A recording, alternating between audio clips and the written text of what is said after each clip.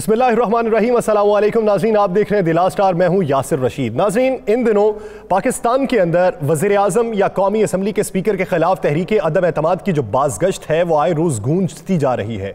हुकूमत जिस हद तक भी ये समझती रहे कि तहरीक अदम एतमाद का कोई हासिल हुसूल नहीं होगा, लेकिन अपोजिशन की जो मेल मुलाकातें हैं वो अलग सा तासुर दे रही हैं। अब देखना यह है कि अपोजिशन की अब तक की जो कोशिशें हैं, अब तक की जो मेल मुलाकातें हैं, क्या किसी तरफ से ग्रीन सिग्नल मिला है?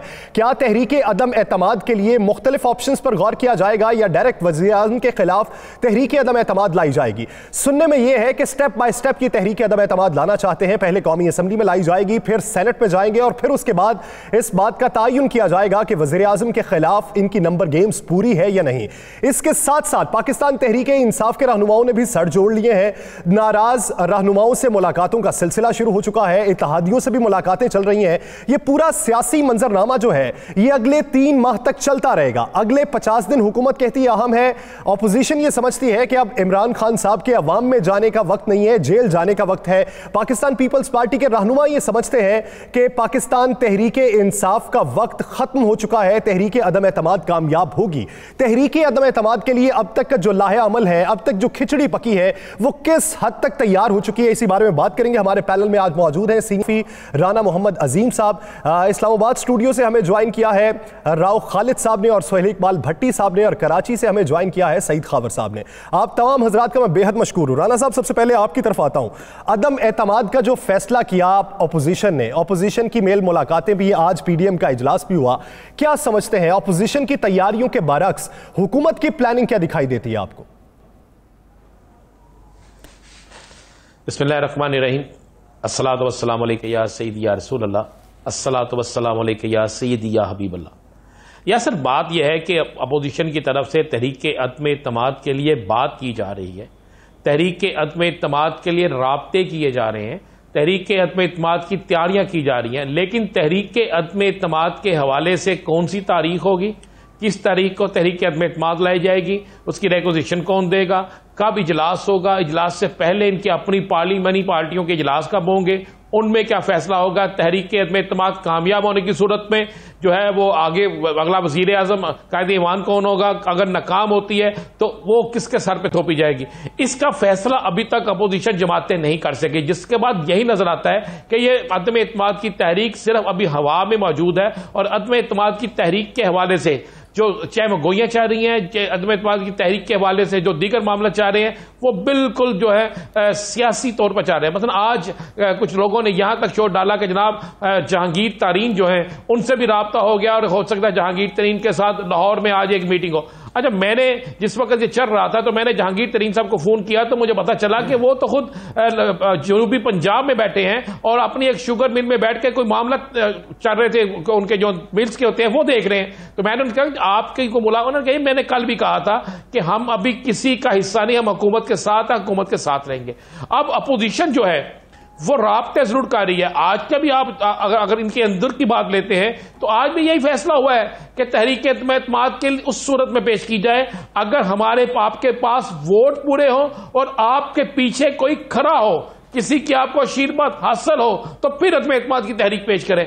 अभी तक सब चीजें, हर चीज जो है वो ख्वाह में है। बस आज मौलाना साहब ने भी यह बात कह दी है कि अगर आप आसफ अली जरदारी के कहने पर तहरीक अदम एतमाद लेके आ रहे हैं, अगर आसफ अली जरदारी साहब जो है वो कह रहे हैं कि मुझे किसी तरफ से इशारा है, तो फिर आप ज़हन में रखिएगा उनका इशारा, उनके इशारे के पीछे चलने से बेहतर है कि आप अदम एतमाद की तहरीक ना लाएं। अपोजिशन जमातों की तमाम तर कोशिशों, अपोजिशन जमातों की तमाम तर आपस के मिलन नाप के बावजूद भी मैं आपको यह बात पर क्लियर कर दूं, अभी तक अपोजिशन जमातें जो हैं वो इस पर खुद एतमाद में नहीं है कि उनकी तहरीक अदम एतमाद कामयाब होगी। अभी तक उन्हें किसी तरफ से ग्रीन सिग्नल नहीं मिला। आप रखिएगा पीडीएम के इजलास में लॉन्ग मार्च के हवाले से फिर क्या फैसला हुआ? क्या मुत्तफिका तौर पे किया जाएगा या इनफरादी तौर पे पीडीएम का अलहदा और पीपल्स पार्टी का अलहदा? देखिए जी, वहां पे एक बात हुई कि क्या कि इस लॉन्ग मार्च को इकट्ठा किया जाए या लॉन्ग मार्च को फिलहाल मुलतवी कर दिया जाए और अदम एतमाद की तहरीक की तरफ जाए। तो फिर वहां पर मौलाना साहब भी बोले और मौलाना साहब के हमायती भी बोले कि अगर ऐसा ही मामला है तो सबसे पहले जिनका पहले लॉन्ग मार्च से पहले वो मुलतवी करें, उसके बाद हम बात करेंगे। ये मैं आपको बता रहा हूं कि वहां पर हर शख्स अपनी सियासत की बात कर रहा है। पीडीएम का इजलास आज भी वही हुआ है। मुझे एक बात बताएं, मौलाना साहब डटे हुए हैं 23 मार्च को हर सूरत में एहतजाज करने पे, पीपल्स पार्टी डटी हुई है 27 फरवरी को लॉन्ग मार्च करने में। तो इसका मतलब है कि 27 और 23 इन दोनों के दरमियान वो नहीं आ रहा, तरीके में एतमाद नहीं आ रही। अगर तरीके में एतमाद आ रही है तो फिर इनको यकीन है कि वो नाकाम होगी, तभी तो वो लॉन्ग मार्च की तरफ जा रहे हैं। तभी तो उनका एक ही फोकस है कि हम लॉन्ग मार्च पे जाए, लॉन्ग मार्च पे जाए, लॉन्ग मार्च पे जाए। दूसरा, हुकूमत जो है वो भी फैसला कर चुकी है। अब आप अगर ये बात कहें कि हुकूमत जो है वो बिल्कुल इनको देखकर खामोश रहेगी, हुकूमत ने क्या बजाय कि ये हमसे खेलें, क्यों ना हम इनसे खेलें। अब आप देखेंगे आइंदा आने वाला जो इजलास होगा असेंबली का, उसमें होता क्या, उस इजलास के अंदर अपोजिशन को लेने के देने पड़ जाएंगे। ये मैं आपको बात बिल्कुल हकीकत बता रहा हूं, आपको नजर आ जाएगा। हुकूमत पहली दफा बहुत बेहतरीन तरीके से खेल रही है। मेरे पास जो इतलात हैं कि इनके बहुत से अरकान अब जो हैं वो राब्तों में होंगे और बहुत से अरकान से चंद दिन बाद आप उनकी तरह तरह की बोलियां सुनना शुरू कर देंगे। मुख्तलिफ जगहों से मुख्तलिफ आवाजें आना शुरू हो जाएंगी और ये आवाजें मुस्लिम लीग नून और पीपल्स पार्टी दोनों के अंदर से आना शुरू होंगी, ताकि यह तासीर पाई जाए कि इनके अंदर इतनी मुखालफत है, इनके अंदर इतना क्लैश है कि इनके एतमाद की तहरीक कामयाब नहीं हो सकती। अपोजिशन ने एक और गेम की है, लेकिन वो भी अभी तक कामयाब। अपोजिशन ने कल ये काम किया कि वजीर आजम की तरफ से जो तरीफी असनाद दी कि कुछ वज़रा के नाम नहीं आए, तो उस पर बाकायदा इन्होंने उन लोगों से राब्ते किए और उन्होंने कहा कि आप हमारे साथ आए ना आए, लेकिन खुलकर हुकूमत पर तनकीद करें, लेकिन उस पर भी ये कामयाब नहीं हो सके। जिसके बाद अपोजिशन तो भी अपने अंदर से टूट फूट का शिकार है। जब तक उनके अंदर की टूट फूट खत्म नहीं होती, उस वक्त तक जब तक मुत्तफिक नहीं होती, जब तक मुत्तहिद नहीं होती, तब तक तहरीक अदम एतमाद कामयाब नहीं हो सकती। जो चंद नुकाती एजेंडा है उस पर आप अमल दरामद करके सिफारिशात हासिल करने के बाद कोई मुस्तनद फैसला नहीं कर लेते, तो तब आप आगे नहीं बढ़ सकते। राव साहब, आप क्या समझते हैं? सवाल यह है कि अगर आप तहरीक अदम एतमाद की कामयाबी के बाद की सूरत हाल का पहले से फैसला नहीं कर सकते, तो फिर तहरीक अदम एतमाद के लिए अपोजिशन जमातें इत्तेहादी जमातों को या दीगर अपोजिशन जमातों को किस तौर कायल कर सकती हैं? देखिए, ये है चाय की प्याली में तूफान। मौलाना फजलुर रहमान तो जरदारी साहब जब मिले हैं मियाँ शहबाज शरीफ से, और हम बड़े अरसे से कह रहे हैं कि फजलुर रहमान साहब को साइडलाइन कर दिया गया है और उनको बिल्कुल आइसोलेट करने की तैयारी हो रही है। तो उस मुलाकात के बाद फजलुर रहमान साहब बिल्कुल भी खुश नहीं है। पहली बात तो ये। दूसरी बात ये, जितना ये पूरा सीन है, ये 50 दिन का या 3 महीने का प्राइम मिनिस्टर भी कह रहे हैं, प्राइम मिनिस्टर जिस कॉन्टेक्स्ट में कह रहे हैं वो और है। ये लोग अपोजिशन वाले और उनके इत्तेहादी हमारे जैसे तज्जियाकार उसको जिस तरह समझ रहे हैं, वो बिल्कुल डिफरेंट चीज़ों में देख रहे हैं। वो देख रहे हैं कि शायद कोई बहुत बड़ी विद इन जो है लड़ाई एस्टेब्लिशमेंट और हुकूमत की शुरू हो गई है और उसमें किसी वक्त भी वो ग्रीन सिग्नल दे देंगे अपोजिशन को, तो अपोजिशन उसकी तैयारी कर रही है। हालांकि जो प्राइम मिनिस्टर जो बात कर रहे हैं वो बिल्कुल डिफरेंट कॉन्टेक्स्ट में कर रहे हैं। वो अभी खुल के बात कर नहीं सकते, शायद थोड़े अरसे में ये बातें खुलनी शुरू हो जाएं।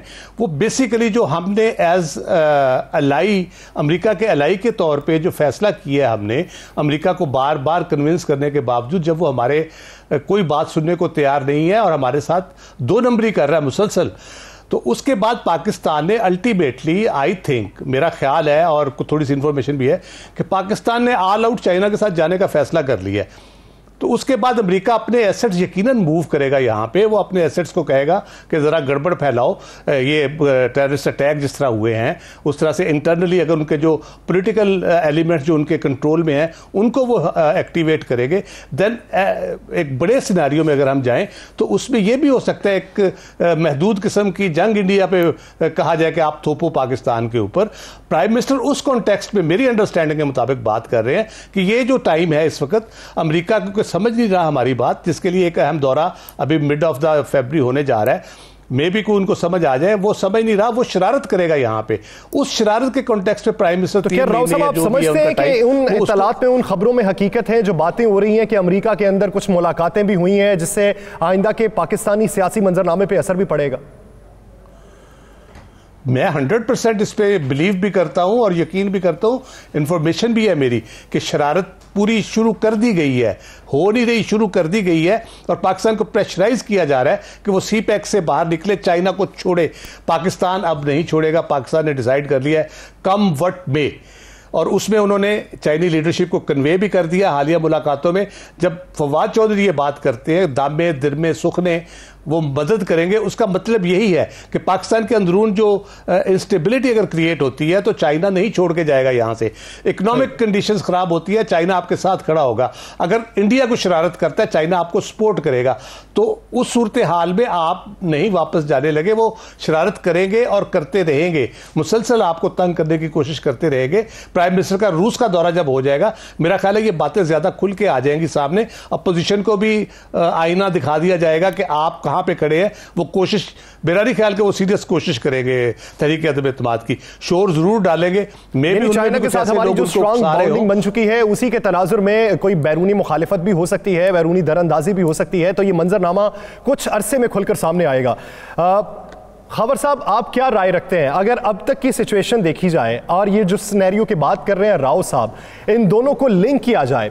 MKM जो इत्तेहादी जमात है पाकिस्तान तहरीक इंसाफ की, और वो बड़ी इत्तेहादी जमात होने का दावा भी करती है भी, तो क्या वो जिस तरह का तहफ़्फ़ुज़ात का इजहार कर रहे हैं, खदशात का भी इजहार कर रहे हैं, गिले शिकवे भी कर रहे हैं, वो अपना मूव PTI के खिलाफ कर सकती? देखिए यासिर, इनकी जो तारीख है वो उठाकर देखें तो ये पहले पाकिस्तान पीपल्स पार्टी के साथ भी 3-4 दफ़ा इत्तेहाद में रहे हैं, और उसके बाद मुस्लिम लीग नून के साथ भी इनका इत्तेहाद रहा है। इनकी एक ज़माने में ये अपोजिशन की बेहतरीन जमात थी, लेकिन जब से कराची अपोजिशन का शहर नहीं रहा, हुकूमत का शहर हो गया है, तो इसलिए यहाँ अपोजिशन की तहरीकें भी कामयाब नहीं होती और कोई बड़ी तहरीक नहीं बनती। और दूसरी तरफ ये होता है कि MKM भी अब हुकूमत की जमात है और बगैर हुकूमत के वो सरवाइव नहीं कर सकती। आप देखें कि पीपल्स पार्टी से 3 दफ़ा इनका इत्तेहाद टूटा, नून लीग के साथ भी 1-2 दफ़ा इनका इत्तेहाद टूटा, और ये वीडियोस जो हैं ये रिप्ले चल रहे हैं। और हमेशा ऐसा होता है कि मुत्तहिदा कौमी मूवमेंट वो जिसके तनाजुर में भी है अपने मफादात को पेश नज़र रखती है, और जब चाहते हैं कि वो समझते हैं कि हमारी तहफ़्फ़ुज़ात पर नज़र नहीं दौड़ाई जा रही और हमारे मुतालबात तस्लीम नहीं किए जा रहे, हमें मुतमईन नहीं किया जा रहा, तो हमेशा ये करते हैं कि राहें जुदा कर लेते हैं। तो मैं कहता हूँ कि कोई इनसे बईद नहीं है, किसी वक्त भी ये तहरीक इंसाफ को छोड़कर किसी नए इत्तेहाद में शामिल हो सकते हैं। और इसके लिए ज़रूरी ये होता है कि ये भी मुंतज़िर रहते हैं, इशारों के मुंतज़िर रहते हैं, रियासत के इशारों के मुंतज़िर रहते हैं, अशराफिया के इशारों के मुंतज़िर रहते हैं, और अशराफिया इनको जिस तरफ कहती है ये चले जाते हैं। तो मैं समझता हूँ कि अगर ये 3.5 साल का अरसा PTI के साथ इनका इत्तेहाद का देखा जाए, तो इन्होंने एक ट्रक की बत्ती के पीछे लगाया हुआ था तहरीक इंसाफ ने, ना तो कराची में कोई काम किया इन्होंने, बड़ा काबिल कदर काम किया। 14 सीटें कौमी की। MKM से कोई बईद नहीं है कि अगर उनके मुतालिबात पूरे नहीं किए जाते, हिस्सा पूरा नहीं मिलता, तो वो राहें जुदा भी कर सकती है। तो फिर आगे बढ़ते हैं और बात कर लेते हैं पाकिस्तान तहरीक इंसाफ की वफाकी हुकूमत के हवाले से कि वफाकी हुकूमत इस वक्त किस नहज पे खड़ी है, वफाकी हुकूमत की तैयारी क्या है। भट्टी साहब, अगर देखा जाए तो BAP भी नाराज है, BAP वफाक में वजारत की ख्वाह भी है, जबकि मंजूर काकड़ साहब ये कहते हैं कि हम वजारत नहीं चाहते, हम सूबे के हुकूक भी चाहते हैं, हमें सूबे के हुकूक दिए जाएं। तो इस पूरे मंजरनामे के अंदर वफाकी हुकूमत ने तरक्याती मंसूबों को तेज करने का अमल शुरू करने का ऐलान किया है या सोच विचार किया है? आपकी नज़र में वफाकी हुकूमत की तैयारियां क्या हैं? यासी, देखिए, कभी भी माजी के अंदर जो मरकज़ में हुकूमत बनती है और उसके अंदर मुख्तलिफ जमातें इत्तेहादी के तौर पर शामिल हों, तो उस हुकूमत को हर लम्हे, हर कुछ हफ्तों बाद, कुछ महीनों के बाद बहुत से चैलेंजेस का सामना करना पड़ता है। चूँकि इत्तेहादियों की अपनी एक विश लिस्ट होती है, उनके अपने एक मसाइल होते हैं, उनके अपने हल्के के अंदर उनके लोगों की, उनके वोटर्स की तवक्कुआत होती हैं, जिनको वो पूरा करने के लिए वफाकी हुकूमत मरकज़ी हुकूमत के ऊपर दबाव डालती हैं। तो माजी के अंदर पाकिस्तान पीपल्स पार्टी हो, उन्हें भी ऐसी सिचुएशन का सामना रहा, मुस्लिम लीग नून की हुकूमत को भी, और इस वक्त पाकिस्तान तहरीक इंसाफ की हुकूमत को भी इसी किस्म के चैलेंजेस का सामना है कि जहां पर उनकी इत्तेहादियों, बिलखसूस MKM की एक ऐसी लिस्ट है जिसको मुख्तलिफ आला सतही इजलास के दौरान पाकिस्तान तहरीक इंसाफ की हुकूमत तस्लीम जरूर करती है, बिलखसूस कराची के हवाले से, लेकिन उनके ऊपर अमल करना ग्राउंड रियलिटीज के साथ वो मैच नहीं करता। बहुत से मुश्किलात है, जो कि उसके अंदर सिक्योरिटी इदारों के कुछ खदशात हैं, कुछ उनके भी कंसर्न है, जिसकी वजह से वफाकी हुकूमत उनके ऊपर अमल दरामद नहीं कर सकती। इसी तरह मुस्लिम लीग काफ भी गाहे बगाहे अपने खदशात का इजहार करती है, और बाप भी, पार्टी भी चाहती है कि अपने कुछ वजारतों के अंदर हिस्सा मिले। तो ये चैलेंजेस तो अपनी जगह के ऊपर हैं, लेकिन उसके साथ जो अपोजिशन ने आपस में मीटिंग्स का सिलसिला शुरू किया और वफाकी हुकूमत के खिलाफ उन्होंने कमर कस ली है, तो इस पोजीशन के पेश नजर प्राइम मिनिस्टर इमरान खान ने भी सारी सूरत हाल को पेश नजर रखते हुए एक प्लान वाजे कर दिया है, जिसके मुताबिक वुज़रा को भी हिदायत की गई है कि वो एक्टिव हो। खुद प्राइम मिनिस्टर आने वाले दिनों में आवाम के साथ बराह रास्त रब्ता करने जा रहे हैं और इसी सिलसिले के अंदर एक 16 फरवरी को एक विजिट प्लान किया जा रहा है, जिसके अंदर मुजफ्फरगढ़ डिस्ट्रिक्ट शामिल है, मुल्तान शामिल है। वहां पर कुछ बड़े ग्रैंड प्रोजेक्ट्स हैं, जिनके अंदर कुछ का प्राइम मिनिस्टर ने संगे बुनियाद रखना है और कुछ का इफ्तिताह करना है। उसके साथ साथ हमारे एक सस्टेनेबल डेवलपमेंट गोल के तहत मुख्तलिफ अरकान असम्बली के हल्कों में, वुज़रा के हल्कों के अंदर मुख्तलिफ तरक्याती मंसूबे होते हैं, जिसके अंदर पानी की स्कीमें हैं, बिजली की स्कीमें हैं, गैस की स्कीमें हैं। काफी अरसे से इनके ऊपर काम की रफ्तार भी सुस्त हो चुकी थी। अब इस हेड में भी तकरीबन 8 से 10 रुपए आने वाले दिनों में जारी होने जा रहे हैं। उसके साथ साथ प्राइम मिनिस्टर की जानिब से तमाम वुज़रा को हिदायत की गई है वो प्रोजेक्ट जिनके ऊपर जो पाकिस्तान तहरीक इंसाफ की हुकूमत ने इनिशिएट किए, उसके ऊपर अब प्रोग्रेस रिपोर्ट तलब की जा रही है। मुख्तलिफ वजारतें डेली बेसिस के ऊपर प्राइम मिनिस्टर ऑफिस को वो अपनी रिपोर्ट भिजवाने की पाबंद हैं। उसके साथ ब्रेक पे जाना है, लेकिन उससे पहले ये बताइएगा कि कितने प्रोजेक्ट्स ऐसे हैं या उनका अगर तनासुब लगाया जाए तो जो वफाकी हुकूमत के दौरे हुकूमत में तकमील के मराहिल तय कर चुके होंगे। देखिए, कुछ प्रोजेक्ट ऐसे हैं जो आइंदा जो भी हुकूमत बनेगी 2024-25 की मिड में जाके कंप्लीट होंगे। कुछ लॉन्ग टर्म के हैं, लेकिन कुछ मंसूबे ऐसे हैं जो आइंदा 1.5 से 2 साल में मुकम्मल हो सकते हैं। जिसके अंदर अगर हम बात करें, प्राइम मिनिस्टर भी जिसका प्लान कर रहे हैं संगे बुनियाद रखने का, मुजफ्फरगढ़ मियां वाली रोड है, उसके साथ एक प्रोजेक्ट मुकम्मल हो चुका है जो कि पार्को रिफाइनरी से मुतल्लिक है। 20,000 बैरल यौमिया की एक्सपेंशन की गई है, उसका प्राइम मिनिस्टर ने इफ्तिताह करना है। उसके अलावा सखर हैदराबाद मोटरवे है, जिसका बिड्स ओपन हो चुकी हैं, अब उसको फाइनलाइज करना है, लेटर ऑफ सपोर्ट जारी करना है, जिसके एक्सपेक्ट ये किए जा रहे हैं कि नवंबर दिसंबर 2024 में 2023 में उसका कुछ फेज, उसका अर्ली उसका जो फेज है, फेज 1 वो मुकम्मल कर लिया जाए, ताकि हुकूमत उसको अपना क्रेडिट के तौर के पर आवाम के सामने रखे। उसके साथ साथ कुछ और ऐसे प्रोजेक्ट हैं जो प्राइम मिनिस्टर चाहते हैं कि बल्दियाती इलेक्शन के शेड्यूल जारी होने से कब उन्हें हर सूरत अवाम के सामने रखा जाए। यही वजह है कि हमें वो जनूबी पंजाब के अंदर भी प्राइम मिनिस्टर आने वाले दिनों में हमें मुतहरिक होते दिखाई दे रहे हैं। वुज़रा को भी हिदायत की गई है ताकि वो मंसूबे जो बराह रास्त अब 1 साल से 1.5 साल में मुकम्मल होकर अवाम को फायदा पहुंचा सकते हैं, तोड़ने के लिए, ऑपोजिशन का इत्तेहाद तोड़ने के लिए हुकूमत ने यह प्लानिंग की है कि आने वाले दिनों में जो मेगा प्रोजेक्ट्स हैं वो शुरू किए जा सके और जो तरक्याती काम हो रहे हैं उन्हें जल्द से जल्द पाया तकमील तक पहुंचाया जा सके। नाज़रीन, ब्रेक पे जाना है, ब्रेक के बाद वापस आएंगे तो बात करेंगे हम जो सियासी जमातें पाकिस्तान के अंदर, उनके जो नाराज रहनुमा हैं वो कितनी अहमियत इख्तियार कर चुके हैं और किस तरफ उनका झुकाव हो सकता है। इसी पे बात करेंगे एक शॉर्ट ब्रेक के बाद। कहीं नहीं जाएगा, स्टे विद अस।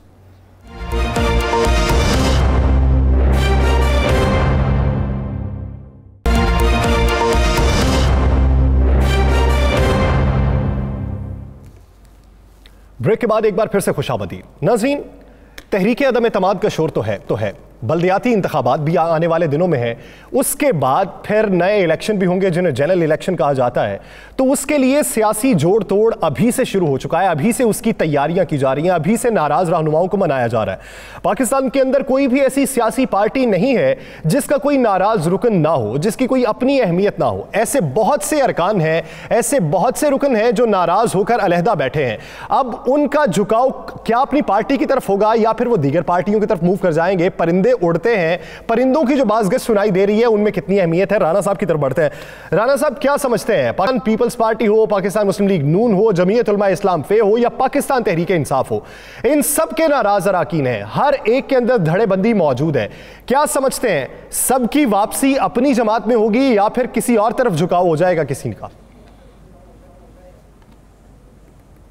यासर, मैं आपको एक चीज बता दूं, आने वाले दिनों में यह चीज साबित हो जाएगी। पाकिस्तान के अंदर 2 नई सियासी जमातें बनने जा रही हैं। हो सकता है ये दोनों ही सियासी जमातें सियासी इत्तेहाद बन जाए और आपको कुछ दिनों बाद जब अचानक नजर आएगा, कुछ दिनों बाद, ज्यादा दूर नहीं मैं कह रहा कि चौधरी निसार एक्टिव हो गए हैं, आपको कुछ दिन बाद नजर आएगा कि जनूबी पंजाब से कुछ लोग एक्टिव हो गए हैं, आपको कुछ दिन बाद जब नजर आएगा कि सेंटर पंजाब से भी कुछ लोग एक्टिव हो गए, तो फिर आपको ये चीजें नजर आना शुरू हो जाएंगी। और आपको जब ये भी नजर आएगा कि तहरीक इंसाफ में शामिल होने वाले सिंध के अंदर से कुछ लोग तहरीक इंसाफ को छोड़ रहे हैं, जब आपको ये नजर आएगा, आप चौधरी निसार साहब का नाम तो ले रहे हैं, लेकिन जनूबी पंजाब और सेंट्रल पंजाब से कुछ अफराद कह रहे हैं, नाम तो बताएं उनके। जी मैं नाम भी बताऊंगा, वक्त आने से सारा कुछ बताते हैं। फिर उसके बाद आप जब देखेंगे चंद दिनों में कि जनूबी पंजाब जिसे पाकिस्तान पीपल्स पार्टी अपना घर समझ रही है, वहां पर तवज्जो दे रही है, वहां पर एक बड़ी तादाद में पीपल्स पार्टी के जियाले जो है पार्टी के छोड़ेंगे, तो आपको ये समझ आना शुरू हो जाएगी कोई नई पार्टी बन रही है। मेरे पास जो इतलात है वो ये है कि दो चीजें, एक जना लीग पे काम हो रहा है, जना लीग के लिए मुस्लिम लीग नून से कुछ नाराज जो लोग हैं उनको शामिल किया जाएगा, मुस्लिम लीग काफ से तो नाराज लोग हैं नहीं, वो उनको एक अपना हल्का है, लेकिन मुस्लिम लीग नून से और इसी तरह मुस्लिम लीग फंक्शन से कुछ लोग जो है वो जना लीग की तरफ जाएंगे, फिर वो किसी इत्तेहाद में जाएगी। इसी तरह बाकायदा मैं आपको ये बता रहा हूं कि बाकायदा एक बड़ी मारूफ शख्सियत जिसका नाम जो है चौधरी औरंगजेब है, इनकी एक जमात बनवाई गई है पाकिस्तान तहरीके इत्तेहाद। ये तहरीके इत्तेहाद जो है इसको भी इसके साथ 10 मुस्लिम लीग नून के जो MP हैं, नाराज MP है पंजाब के, वो इसको ज्वाइन करेंगे और इसको ज्वाइन करने के बाद बाकायदा इनका भी एक अलहदा ग्रुप बना दिया जाएगा। और ये सब लोग जो है आइंदा आने वाले दिनों में सबसे पहले बल्दियाती इंतखाबात में आपको सरप्राइज देंगे। और इसके लिए मजे वाली बात मैं आपको बताऊं, चौधरी निसार साहब जहां पर 2 या 3 हल्कों से इलेक्शन लड़ते हैं, इसी तरह मुख्तलिफ लोग जो वो भी लड़ेंगे। यानी ये जो तहरीके इत्तेहाद है, इनके जो चेयरमैन होंगे उनको हल्का दिया गया है दिबालपुर का, वो हल्का जहां जो बड़ा मारूफ हल्का है वहां से लड़ेंगे चौधरी औरंगजेब। इसी तरह एक पीपल्स पार्टी का अहम रहनुमा जिसका तल्ला खानेवाल से होगा, ये मैं आपको इलाका भी बता देता हूं, खानेवाल उससे होगा, खानेवाल कबीर वाला इससे होगा, वो भी जल्द अपना ऐलान करेंगे कि मैं भी पार्टी छोड़ रहा हूं, ये पार्टी जो है फलां है फलां। तो आपने नाराज होकर उनसे निकलना है। ये नाराज लोग जो हैं ये 2 ग्रुपों में जाएंगे, एक जना लीग बन सकती है और एक मैंने आपको जमात बताई है तहरीके इत्तेहाद जो है पाकिस्तान तहरीके इत्तेहाद, ये बन गई। इसमें ये लोग जाएंगे, ये जाने के बाद सबसे पहला मरहला होगा बल्दियाती इंतखाबात, उसमें वो लोग जाएंगे। बल्दियाती इंतखाबात में जाने के बाद फिर आहिस्ता आहिस्ता जरा आप देखेंगे कि मेरी आज एक बड़ी जुम्मेदार शख्स से बात हुई जो सियासी रहनुमा भी है, एक जमात का, बल्कि हुकूमत के अंदर वजीर भी है। तो मैंने उन्हें कहा जी आप आइंदा इलेक्शन किससे लड़ेंगे? तो उसने मुझे कहा कि मैं आइंदा इलेक्शन एक नई जमात से लड़ सकता हूं। मैं कहा नई जमात कौन सी है? उसने कहा जी आप देख लेंगे। मैं कहा कौन सी देख लेंगे, कोई नाम बताएं। तो मुझे जब उन्होंने नाम बताया तो मेरे लिए हैरानकुन बात थी। मैंने कहा इनका तो अभी वजूद नहीं है। उन्होंने कहा बहुत सी चीजें ऐसी होती हैं जिनका बज़ाहिर आपको वजूद नजर नहीं आता, लेकिन जब वो अचानक आती हैं तो फिर पता लगता है कि बहुत से नाम उसमें शामिल हो गए हैं, और जब उनमें नाम शामिल होते हैं तो वही वजूद जो नजर नहीं आता वो सबसे बड़ा वजूद बन जाता है। तो यासर आने वाले दिन जो है वहां पर मुस्लिम लीग नून ये समझे कि फलां टूट के मेरी तरफ आ जाएगा, तहरीके इंसाफ समझे कि फलां टूट के मेरी तरफ आ जाएगा, पीपल्स पार्टी समझे कि मेरी तरफ आ जाएगा।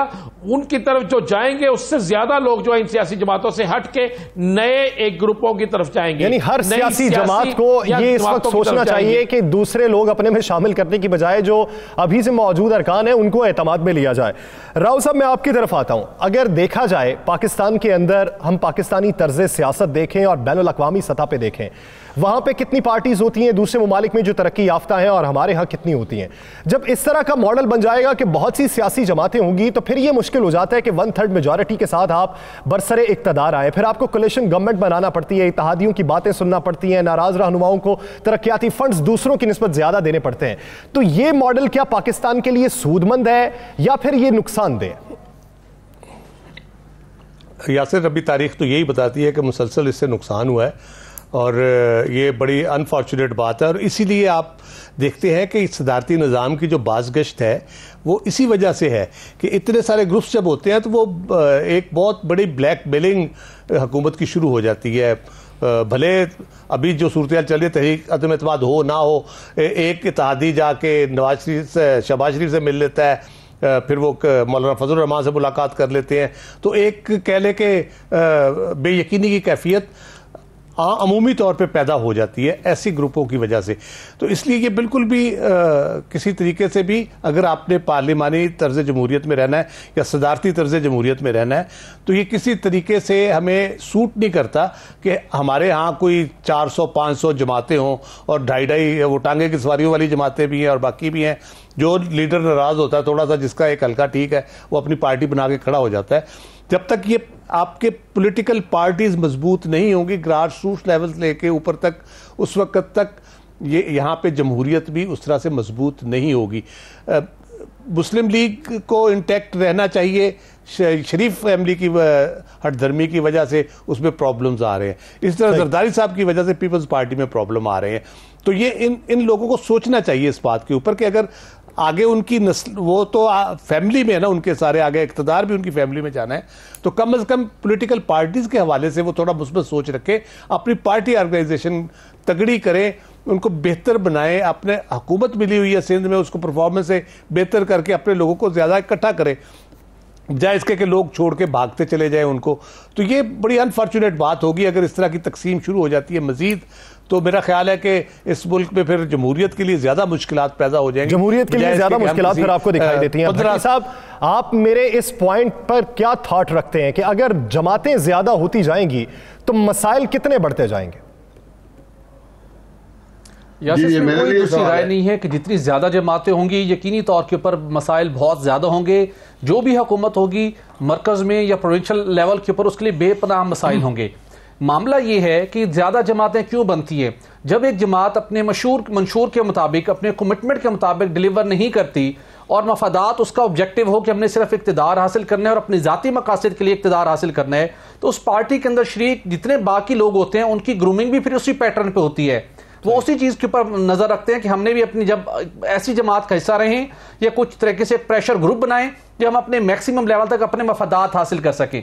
देखिए, ऑब्जेक्टिव क्या है सियासत का? अवाम की खिदमत करना, अवामी मसाइल को हल करना, मुल्क को आगे लेके चलना, कानून साजी करना। जब वो अपने बेसिक ऑब्जेक्टिव से हटती हैं, जाती मफादात उसके ऊपर हावी होते हैं, तो इस किस्म के मसाइल पैदा होते हैं, फिर तफरीक पैदा होती है और फिर दीगर जमातें भी जब कोई जोड़ तोड़ का वक्त आता है तो वो अपनी जहां देखते हैं ऐसे लोग ग्रुप पार्टी में मौजूद हैं तो उनको हॉर्स ट्रेडिंग पास के अंदर जो होती रही वो उनको खरीदने की कोशिश करते हैं और बदकिस्मती से आज तक ये प्रैक्टिस जारी है। यकीनी तौर के ऊपर ये प्रैक्टिस खत्म होनी चाहिए। अगर हम दुनिया का जायजा लें, बेशुमार ऐसे ममालिक हैं जहां पर अगर दो पार्टी सिस्टम भी है, दो पार्टियां तो बहुत जबरदस्त वो ग्रो कर रहे हैं। और अल्टीमेटली अगर अभी हम जायजा देख लें पिछले 10-15 सालों के दौरान कि जो मुख्तलिफ हुकूमतों ने मरकज के अंदर या पंजाब के अंदर जब इत्तेहादियों को साथ मिलाया, बहुत सी मुश्किलात का उनका सामना करना पड़ा। इस वक्त पाकिस्तान तहरीक इंसाफ की हुकूमत को भी वो जमात, वो उसकी इत्तेहादी जमात जिसकी 1 या 2 सीट्स हैं, ये 4 सीट्स हैं, उनकी बेपनाह उनके मुतालबात मजबूरन तस्लीम करना पड़ रहे हैं। अल्टीमेटली मरकज में सूबाई हुकूमत में परफॉर्म करने वाली हुकूमत के जो कारकर्दगी है वो भी इससे मुतासिर होती है। अगरचे कि हमारे कानून के अंदर कोई ऐसी कबाहत या रुकावट नहीं है, कोई भी शख्स आके पार्टी रजिस्टर्ड कराता है और अल्टीमेटली वो इस सिस्टम पे एक स्टेक होल्डर बन जाता है। लेकिन जब जमातें नजरियाती बुनियादों के ऊपर खड़ी होंगी, डिलीवर करेंगी, जाती मफादात साइड पे होंगे, तो फिर कोई नई जमात बनेगी तो वो इतना डेंट नहीं डाल सकेगी।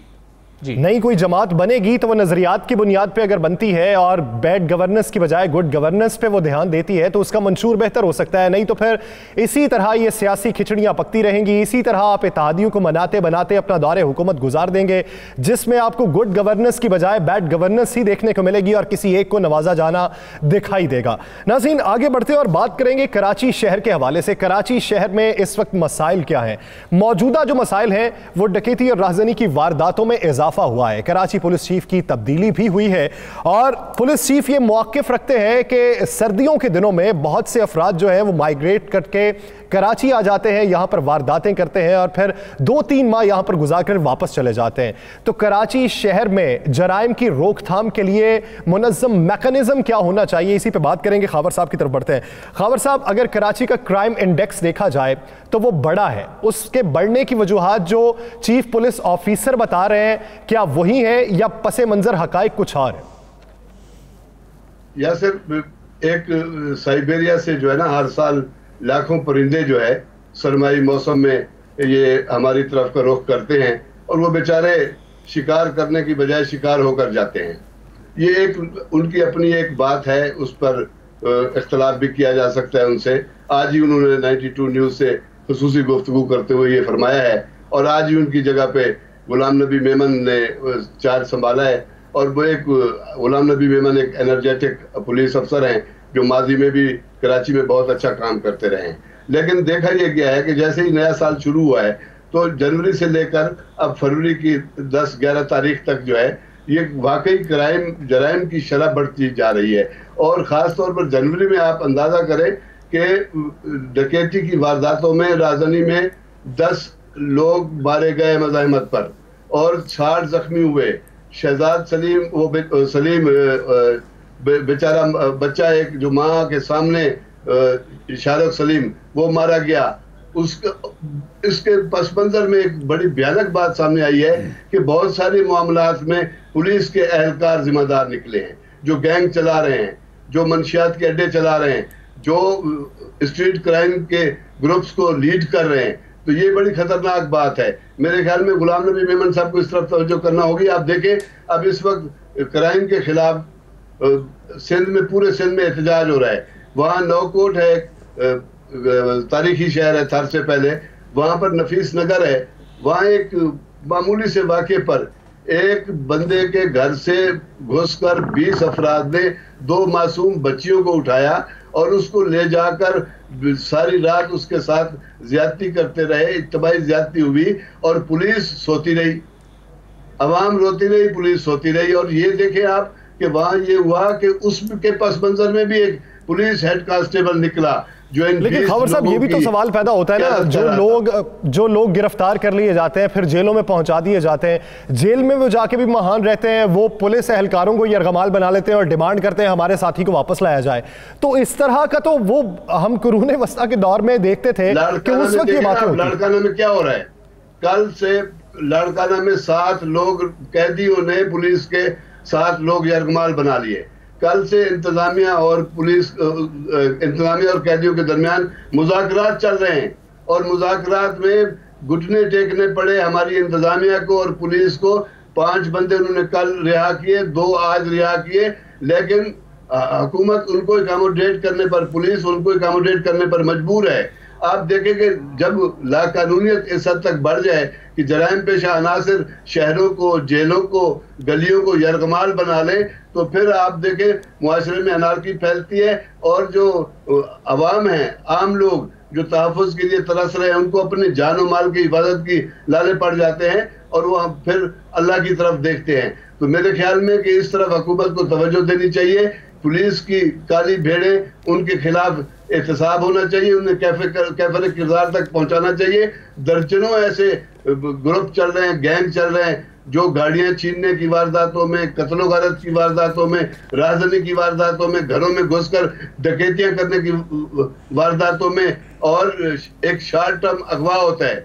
शॉर्ट टर्म अगवा की कराची में एक ये टर्म बड़ी मकबूल हुई है। उसमें ये होता है कि किसी को उठा लिया जाता है, आपने देखा पैसे वाला बंदा है, उसको उठा लिया, फिर उसके बाद उसको कहा कि जी 10 करोड़ दे दो, उसके बुरसा से कहा, और पैसे लेकर उनको फिर छोड़ देना। वरना यह है कि उन बेचारों को ऐसी अंधेरी कोठरियों में डाल दिया जाता है। पुलिस की काली भेड़ों की निशानदही भी होनी चाहिए, मैकेनिज्म बेहतर होना चाहिए, लाकानूनियत को खत्म होना चाहिए, और उसके लिए वो मैकेनिज्म ऐसा तश्कील दें, ऐसी शख्सियात को वहां पर पोस्ट करें जो शहर के अंदर हम की सूरत हाल को बरकरार रख सकें। ये एक ऐसा सदमा भी है, ऐसा संगीन मरहला भी है, जिस पर सूबाई हुकूमत को भी सोचना चाहिए और शहर की पुलिस को भी ये सोचना चाहिए कि अगर अवाम के अंदर अपने तासुर को मुस्बत तौर पर उजागर करना है तो उनके साथ फिर आपको अपने लाहे अमल पर भी गौर करना होगा। नाज़रीन, दीगर इश्यूज पे बात करेंगे एक शॉर्ट ब्रेक के बाद, कहीं नहीं जाएगा, स्टे विद अस।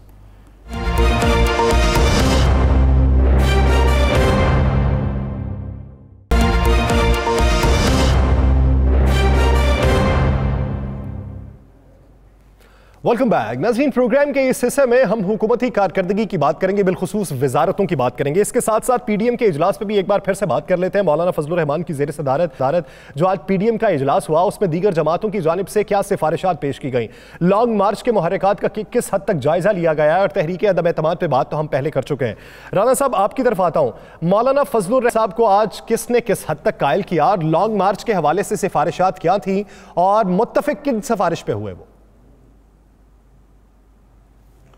देखिए, मैं आपको एक बात बताऊं, अभी तक मौलाना साहब किसी एक चीज पर मुत्तफिक नहीं हुए, बल्कि मौलाना साहब की तरफ से शराइत पेश की गई हैं।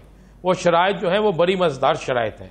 आज जब इजलास में बहुत सी चीजें हुई तो सबसे ज्यादा जो जोर डाला गया कि जी अदम इत्तेमाद की तहरीक है और अदम इत्तेमाद की तहरीक कामयाब हो जाएगी, और इस सिलसिले में हमें सब NOC मिल चुका है, हमें गो हेड मिल चुका है मुख्तलिफ। तो वहां पूछेगा किसने आपको गो हेड दिया है, कौन आपकी कराएगा अदम इत्तेमाद कामयाब, किस तरह अदम इत्तेमाद कामयाब होगी?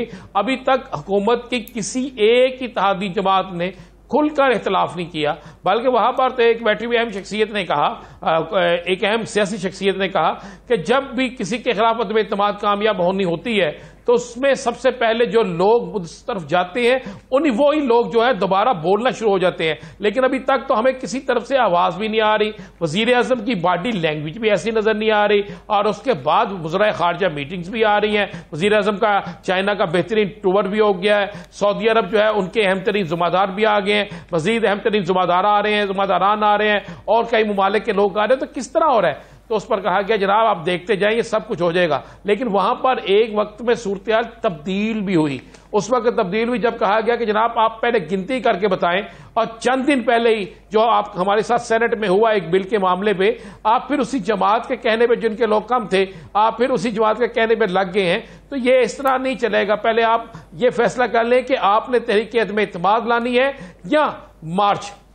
फिर उस वक्त ये भी कहा गया, फिर मौलाना साहब ने 2 शराइत रखी जो मीडिया में सामने नहीं आई। वो शराइत ये होंगी है थी, नंबर 1, लॉन्ग मार्च किसी सूरत में मुलतवी नहीं होगा। अगर मुलतवी करना है तो पहले पाकिस्तान पीपल्स पार्टी करे, उसके बाद हम मुलतवी करते हैं और फिर एक नई डेट रखते हैं। और दूसरी शर्त रखेगी कि जनाब अगर अदम इत्तेमाद कामयाब होती है तो किसी सूरत में भी पाकिस्तान पीपल्स पार्टी जो है उसका वहां जुम्मेदार नहीं होगा कोई, वो यानी वजारत उस्मा और स्पीकरशिप नहीं मिलेगी। और आपको यह भी आपको मज़े वाले बता दूं, ये भी कहा मौलाना साहब ने कि ये क्या गारंटी है कि हम कहते हैं जी कोई वज़ीर आज़म आएगा बोरी और फौरी असम्बलियां डिसॉल्व कर देगा। अगर ना डिसॉल्व की और उस असम्बलियां डिसॉल्व करने के साथ साथ पीपल्स पार्टी क्या सिंध की हुकूमत भी खत्म करेगी? ऐसी ये चीजें थी जो पीपल्स पार्टी को भी कबूल नहीं है। मौलाना साहब को पता है कि ना खेडांगे ना खेडन देंगे। मौलाना साहब ने वो शराइत रखी हैं और उसके बाद इजलास जो है वो इस तरह चलता है। बाहर आके कुछ और बात हुई, अंदर कुछ और बात हुई, और बाहर अंदर की गुफ्तगू को बाहर नहीं लाया जाता। बाहर आके वो पॉलिसी एक बयान होता है जिसे वो जारी कर देते हैं और इसी पॉलिसी बयान के बिना पर तज्जिए भी होना शुरू हो जाते हैं। लेकिन अंदर की जो असल बात है वो उसे कोशिश करते हैं वो बाहर ना आए। लेकिन हमारे पास जो इतलात है कि मौलाना साहब नाला हैं, मौलाना साहब नाराज हैं, और मौलाना साहब ने एक वक्त में यह भी कहा कि जनाब ये जो मुलाकातें हो रही हैं इसमें चले कोई नहीं कुछ नहीं तो पीडीएम को एतमाद में लेना जरूरी था या नहीं। तो उस पर बड़ी सियासी जमात के एक रहनुमा ने कहा जनाब बिल्कुल जरूरी था, और आपको भी यह सोचना चाहिए कि हम पे इतमाद करना चाहिए कि हम अगर कोई फैसला करेंगे तो पीडीएम की बेहतरी के लिए होगा। तो जिस पर मौलाना साहब ने कहा जनाब अगर आपने फैसले करने हैं फिर आप फैसले कर लें, हमें अपने फैसले खुद करने आते हैं। ये पीडीएम के अंदर चल रहा है यासर। और जब पीडीएम एक दूसरे पर एतमाद का फुकदान दिखाई देता है। आप जब आप एक दूसरे पर ये एतमाद नहीं कर सकते तो फिर आप तहरीक अदम एतमाद पे मुत्तहिद कैसे हो सकते हैं, ये फिर सवाल बनता है। नाज़रीन आगे बढ़ते हैं और बात करते हैं। कल वज़ीर आज़म ने टॉप 10 वजारतों का ऐलान किया, तारीफी असनाद से भी उन्हें नवाजा। उनमें से बहुत सी वजारतें ऐसी हैं जिनका जिक्र नहीं हुआ। पाकिस्तान की तरक्की के अंदर, पाकिस्तान के चलने के अंदर उनका बहुत अहम रोल है, जिस पे अपोजिशन तनकीद भी करती कल से दिखाई दे रही है। बात कर लेते हैं हम वजारत तवानाई के हवाले से। वजारत तवानाई अब तक बेहतर तरीके से डिलीवर क्यों नहीं कर पाई? इंकशाफ ये हुआ है कि वजारत तवानाई के नाकिस हिकमत अमली की वजह से कौमी खजाने को तकरीबन 99 अरब रुपए का नाकाबिले तलाफी नुकसान पहुंचा है। इसकी वजूहात क्या थी? इस पे वज़ीर आज़म क्या एक्शन लेंगे? इसका अभी तक जो नतीजा है, जो अभी तक इसकी खबरें हैं, वो क्या सामने आई हैं? भट्टी साहब की तरफ बढ़ते हैं। सुहेल भट्टी साहब, वजारत तवानाई की अब तक की कारकर्दगी अगर हम देखें तो वो सबके सामने आया है कि किस तरीके से वजारत तवानाई को बेहतर डगर पे नहीं डाला जा सका। लेकिन ये 99 अरब का नाकाबिले तलाफी नुकसान, इसकी वजह क्या सामने आ रही? यासिर देखिए, पाकिस्तान तहरीक इंसाफ के दौरे हुकूमत में वजारत तवानाई का कलमदान भले गुलाम सरवर खान साहब के पास रहा, नदीम बाबर के पास रहा या हमाद अजहर साहब के पास है, सब ने प्राइम मिनिस्टर को जो दुरुस्त हकायक कभी नहीं बताए। 2 साल तक तो प्राइम मिनिस्टर ने खुद अपनी इस बात का इजहार किया, बरमला इजहार किया था कि 2 साल तक उन्हें ये भी नहीं बताया गया कि गर्शी कर्जे का असल मामला है क्या, क्यों डेवलप होता है और कैसे खत्म होगा। तो उसकी वजह से बहुत से मसाइल का सामना रहा। इस वक्त भी बदतरीन कारकर्दगी का सामना करना पड़ रहा है वजारत तवानाई को। गर्चे के हमाद अजहर साहब को प्राइम मिनिस्टर का बहुत ज़्यादा एतमाद हासिल है, लेकिन वो उस तरीके से उनकी परफॉर्मेंस की रिफ्लेक्शन नहीं है अपने इस सेक्टर के अंदर। मामला ये है कि हमारी कंपनी, सरकारी कंपनी PSO, जिसका पाकिस्तान के अंदर एनर्जी की जो सप्लाई लाइन है उसके अंदर उसका स्ट्रेटजिक रोल है, और वजारत तवानाई की सरकारी कंपनियों की बद इंतजामी और नाअहली की वजह से इस वक्त पीएसओ को 443 रुपए के गर्शी कर्जे का सामना है। वो हमारी सरकारी कंपनियां वो बिजली या गैस फरोख्त कर चुकी हैं, बर वक्त अदायगी नहीं की, और पीएसओ ने आगे इंटरनेशनल मार्केट के अंदर कुवैत पेट्रोलियम समेत दीगर कंपनियों को अदायगियां करनी है। और अब मामला यह हुआ कि एक एग्रीमेंट के मुताबिक हमारी सरकारी कंपनियां मुकर्रर वक्त में अगर अदायगी नहीं करती तो उसके ऊपर पीएसओ लेट पेमेंट सरचार्ज आयद करता है, चूंकि पीएसओ को फिर बैंकों को जुर्माना अदा करना पड़ता है। वो रकम लेट पेमेंट सरचार्ज की 99 अरब रुपए तक पहुंच चुकी है। मतलब हम वो लोग जो गैस का बिल भी अदा कर रहे हैं, बिजली का बिल भी बर वक्त अदा कर रहे हैं, लेकिन ये लेट पेमेंट सरचार्ज इकट्ठा हो चुका है। अल्टीमेटली कुछ महीनों बाद हुकूमत को जाके बिजली या गैस का टैरिफ बढ़ाना पड़ता है इन खसारों को पूरा करने के लिए। ये हम सरकारी दस्तावेज की रोशनी में बात कर रहे हैं, जिसमें एक आम आदमी का, एक आम पाकिस्तानी का, एक आम सारिफ का कोई कसूर नहीं है।